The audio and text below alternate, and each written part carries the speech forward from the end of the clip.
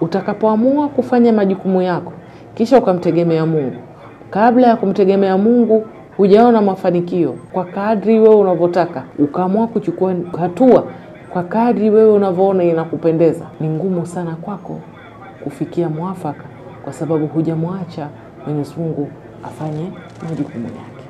Kumtegemea Mwenyezi Mungu sio kulala ndani kumuomba Mwenyezi Mungu akuletee ruzuku, ni kuamka asubuhi, kujichanganya na wenzako kwenye kutafuta riziki na kumuomba Mwenyezi Mungu akufanyie wepesi na akuondoshee mitihani katika riziki ili uweze kupata riziki hii. Natumai mpaka sasa utakuwa umejifunza na umefahamu kumtegemea Mwenyezi Mungu kuna maana gani, kwamba ufanye kazi na kisha uache majala ya Mwenyezi Mungu. Shukrani sana na Mungu akubariki.